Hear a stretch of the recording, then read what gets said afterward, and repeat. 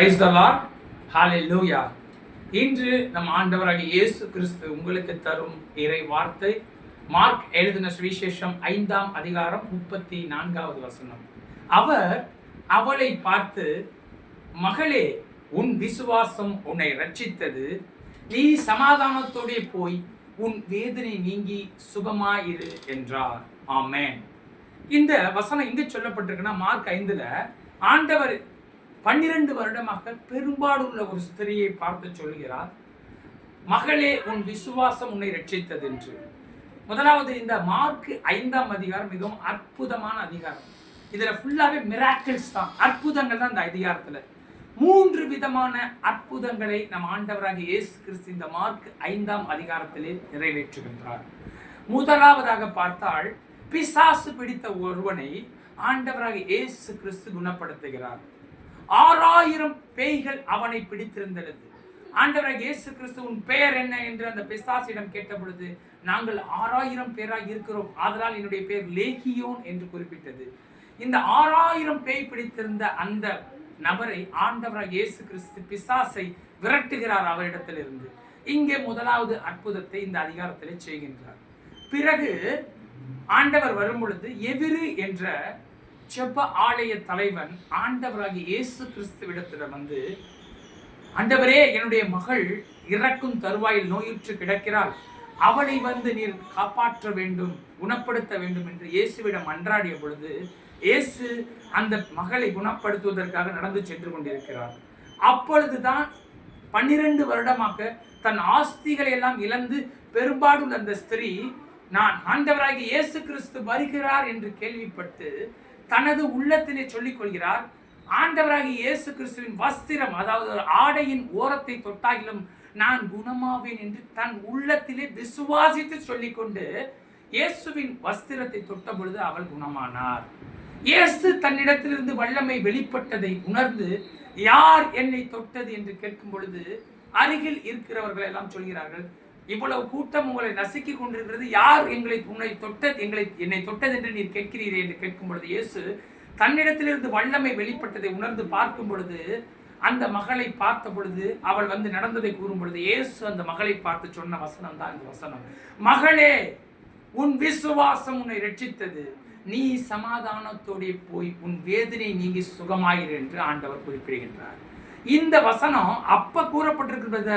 இப்ப என்ன சொல்றீங்கன்னா, இன்னைக்கு இயேசு உங்களை பார்த்து சொல்றார், மகளே, மகனே, உன் விசுவாசம் உன்னை ரட்சித்தது, நீ விசுவாசத்தோடு என்னை நோக்கி ஜெபித்துக் கொண்டிருக்கிறாய், உன் விசுவாசம் உன்னை ரட்சித்தது என்று ஆண்டவர் இன்று இந்த காணொலியை பார்க்கின்ற உங்களை பார்த்து சொல்கின்றார். சகோதர சகோதரிகளே, அதை இன்னொரு முக்கியமா சொல்றாரு, நீ சமாதானத்தோടെ போய் உன் வேதனை நீங்கி சுகமாயிரு என்று ஆண்டவர் குறிப்பிடுகின்றார். நீங்கள் பல்வேறுபட்ட வேதனைகளிலே இருக்கலாம். இந்த வேதனைகள் எல்லாவற்றிலிருந்து வேதனைகள் நீங்கி சுகமாயிரு என்று ஆண்டவர் இன்று உங்களை பார்த்து சொல்கின்றார். சகோதர சகோதரிகளே, இப்ப இந்த காரியத்தை நம்ம பார்த்தோம். இதுல வந்து பாத்தீங்கன்னா 12 வருடமாக பெரும்பாடுள்ள ஸ்திரியை ஆண்டவர் குணப்படுத்துகிறார். இது புதிய ஏற்பாட்டில் படிக்கிறோம். இதே பழைய ஏற்பாட்டில் பார்த்தீங்கன்னா இதுக்கு அப்படியே நேர் ஆப்போசிட். ஆதியாகமம் 17ஆம் அதிகாரம் 17வது வசனம், அதாவது தொடக்க நூல் 17ஆம் அதிகாரம் 17வது வசனத்துல தேவன் ஆபிரகாமை பார்த்து சொல்லும் பொழுது, உனக்கு நான் குமாரனை தருவேன் சொல்றப்ப ஆபிரகாம் மனசுக்குள்ள சொல்றாரு, 99 வயது ஆபிரகாமுக்கு. அந்த வசனம் 17:1 ஸ்டார்டிங்ல 99 வயதா இருக்கும்போது தேவன் தரிசனமானார்னு வரும். 17:17 ஆபிரகாம் மனசுல நினைக்கிறாரு, தொடக்க நூல்ல 90 வயதா இருக்கிற சாராளுக்கு பிள்ளை பிறக்குமோ அப்படின்னு விசுவாசம் கம்மியாகி என்ன பண்றாரு, மனதுக்குள்ள நினைக்கிறாரு. அதனால ஆண்டவர் பார்த்து சொல்றாரு, இஸ்மவேல் உன் பார்வையில் பலனடைவானாகன்னு சொல்றப்ப, இல்ல ஒரு குமாரனை தருவேன்னு ஆண்டவர் சொல்றாரு. அப்போ வந்து பாத்தீங்கன்னா இந்த விசுவாச குறைச்சல்ங்கிறது வந்து பாத்தீங்கன்னா நமக்கு இருக்கும். ஏன்னா வாக்குத்தத்தம் சொல்லி 75 வயசுல சொன்னாரு. இப்ப ஆபிரகாமுக்கு 99 வயது.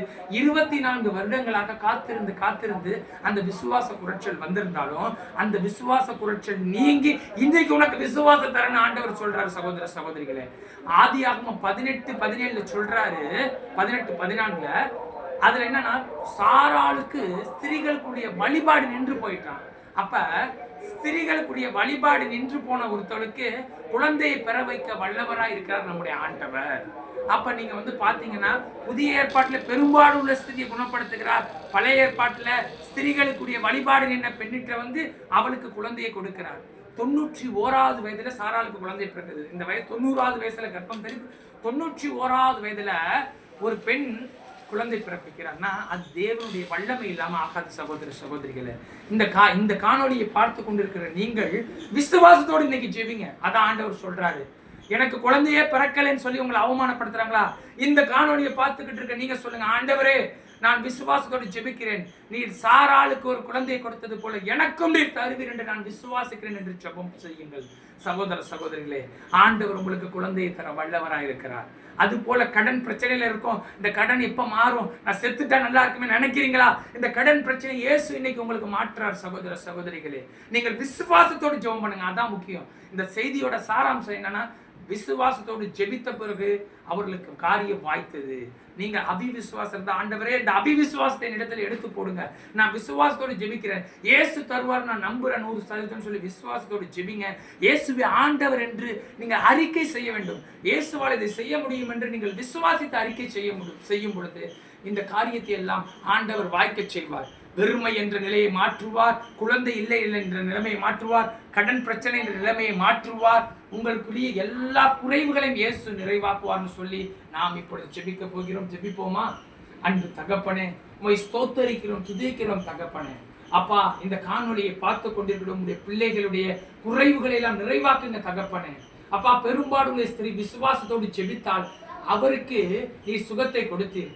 அது போல பழைய ஏற்பாட்டுல பெண்களுக்குரிய வழிபாடு நின்று போன சாராளுக்கு 90 வயதுல 91வது வயதுல அவர் குழந்தை பிறக்க வைக்கிறீங்க தகப்பனே. ஸ்திரீகளுக்குரிய வழிபாடு நின்று அந்த பெண்ணுக்கு குழந்தை பிறக்க வைக்க நீர் வல்லவர் என்றால் எங்களுக்கும் இந்த குழந்தை இல்லாத தம்பதியருக்கும் குழந்தை கொடுக்க நீர் வல்லவர் தகப்பனே. அது போல தகப்பனை கடன் பிரச்சனைகள் எல்லா குறைவுகளை நிறைவாக்குகிற தேவன் நீர் என்று நாங்கள் விசுவாசிக்கிறோம் தகப்பனே. அந்த விசுவாச வரத்தை எங்களுக்கு